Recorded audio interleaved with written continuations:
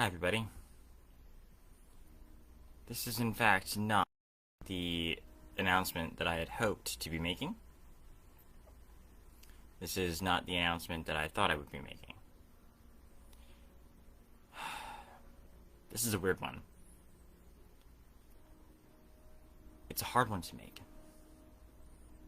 It involves the changing of a lifestyle. It involves personal sacrifice. It involves letting go of certain ideas. That, I think, is the hardest part of all. Anonymity being one of them. And it involves courage, conviction, and knowledge that what I'm doing is the right thing. And that's a question only any one of us individually can answer.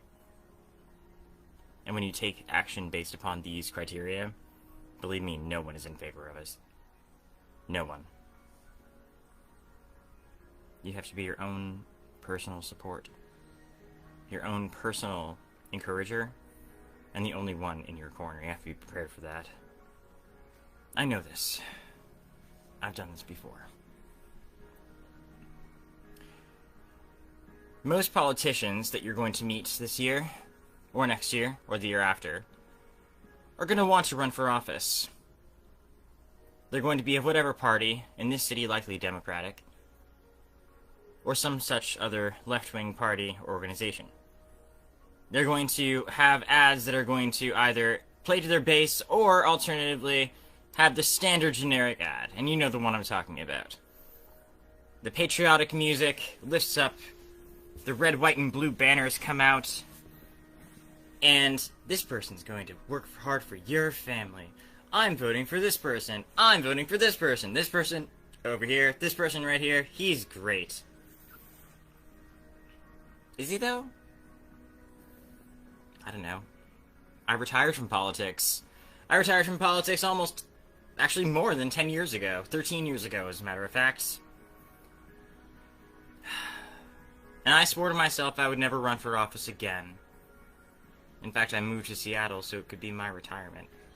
So I could work in a coffee shop and just be happy. But no, no, no. Seattle, you had to go and break the city. So you're not going to meet many candidates who don't want to run for office, running for office.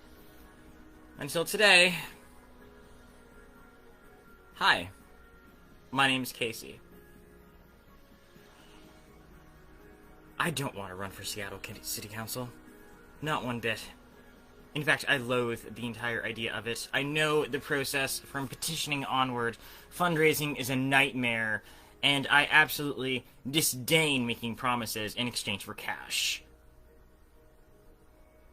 In fact, I think that that's sort of selling a seat. And I won't be doing it.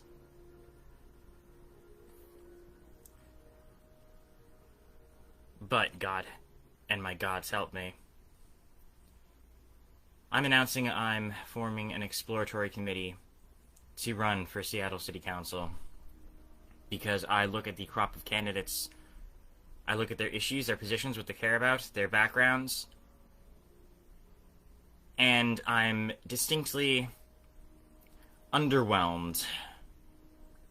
I look at the problems that the city has and faces, the uncomfortable truths about itself it refuses to acknowledge or even witness. And I personally refuse to witness or permit that slow undoing of those lives which are truly the most vulnerable in the streets to be forgotten about once certain more vocal members of the Seattle City Council leave office after the end of next year. My biggest fear for them is that they will be forgotten about.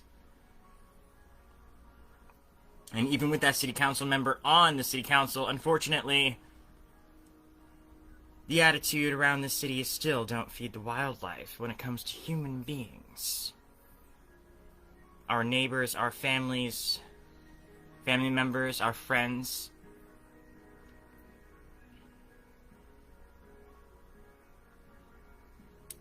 well, you're not forgotten about by me.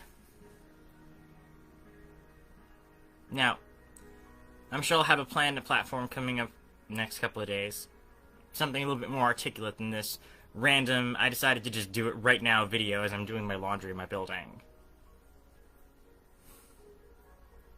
But hey, if not now, then when? It's never going to be a convenient time for someone else. Someone else is not going to want me to do it. There is no time convenient for them. But literally every single moment of every single day is an available moment that the most vulnerable people on the streets have for someone to speak up for them and out for their issues. There is every single second available of every minute of every day that they would totally love to pencil you in to listen to what they have to say. Because they are not only American citizens, but they are citizens of the city. Whether they have homes, or whether they do not. And if they do not have homes, and they have to resort to things like camping, and the city is resorting to sweeping with no questions asked, then my question that I would certainly ask is, why is it that any of our homeless residents are in fact homeless to begin with? Why is it that the city's housing programs have such long waiting lists? Why is it that it's all full of corruption? Why is it are we spending 40% of the money that we actually raise for the homeless, for homeless initiatives, on overhead costs for administration, rather than going directly to them? Why is it that all of that work is getting funneled through to only one city department that is so burnt out by it that they keep having to put together recruitment packages and welcome bonuses and sign-on bonuses and other welcome packets for all of the high turnover rate they have for their employees?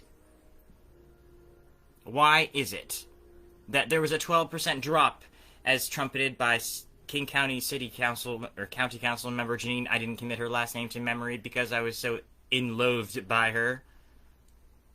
In the homeless headcount between last year and this year. We know that the city dropped the ball, and they didn't have the funds to leave, so where did they go? They died. Do you know what the city does to the homeless who die? Do you know what they do to their remains if they can't find their loved ones? I do. They almost didn't find me when my partner died. Then I know what they do. It is beyond horrifying and undignified. To say that there is apathy in this city for the most stigmatized and overlooked group of people is beyond an understatement. And they are exactly. He is exactly why I am considering a run for Seattle City Council. Now, 1,500 people a year, every single year in this city, on average, die in the city of Seattle due to exposure to the elements, especially over the winter months. It gets cold. And it rains here, you know. Now, you can paint people with broad brushes as much as you like, yet for a city that trumpets its own liberalism so much, I do caution you against that, because wouldn't that be exactly what you complain about your political opposition doing almost on a daily basis? Now, you might talk about safe spaces all you want and putting more safe spaces in the city, but when you are homeless, there is no safe space. You are always, always open and vulnerable to exploitation, to attack, to assault, and to maddening, complex mazes and labyrinths of street gang code and hard luck. And they don't care if you live or if you die. Not in the city. Not anymore. There shall be no anti-vagrancy laws that will ever see my support. There will be no sweep that does not go unanswered to by me. There will be no homeless person, whatsoever he might be, no matter how stigmatized he might be, no matter how crazy he might seem to other people, whom I will not listen to or dismiss. There will be no citizen of the city whom I will not listen to or dismiss.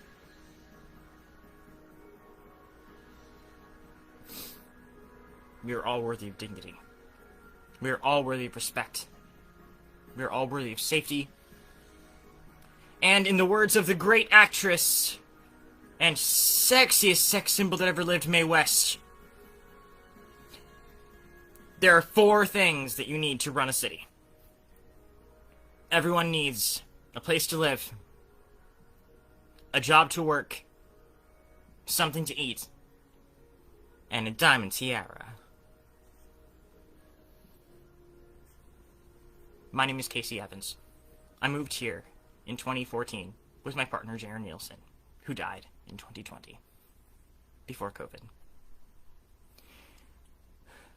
I was the first openly gay person to run and win elective office in my home county of Pennsylvania's history, and to hold that office as well. And for 4 years I was the 2nd District Executive, from 2010 to 2014. Jaron and I worked together, and we are responsible for Luzerne County's domestic partnership law, which we passed 4 years before Pennsylvania legalized gay marriage by court order through our county council. We are responsible for the Gas Drilling Awareness Coalition, GDAC, and we stopped William and Canna and Chief Williams Natural Gas Companies from drilling in Luzerne County because we went door to door with GDAC and concerned citizens along the pipeline route and convinced people that could light their tap water on fire due to fracking fluid and contamination that clean water was more important than the $80,000 checks that they were going to get from the gas companies for the rights that they would sign away to drill underneath their land. And enough people along that pipeline route signed and said no, and they were not able to build their fucking pipeline. Those of you who knew Jaron, my late partner, will certainly agree with me that any campaign that I could muster up, no matter how pathetic it might be, or how strong, is a poor substitute for him. It should be his name on the ballot, not mine.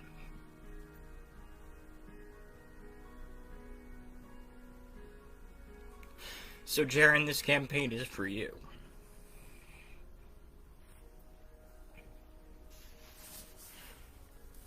And together, we might actually be able to do something truly extraordinary.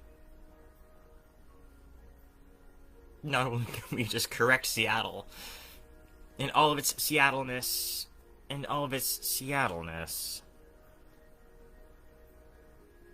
but there's nothing wrong with Seattle that Seattle can't cure. There's nothing that we are missing that we cannot achieve. And there is no person of no matter what economic background they might be, who deserves to be left behind. And I will not leave you behind. If I have to run back for you myself alone, I will not leave you behind. My campaign, if I do decide to run, I also dedicate to a woman who I met last week named Whitney Ray.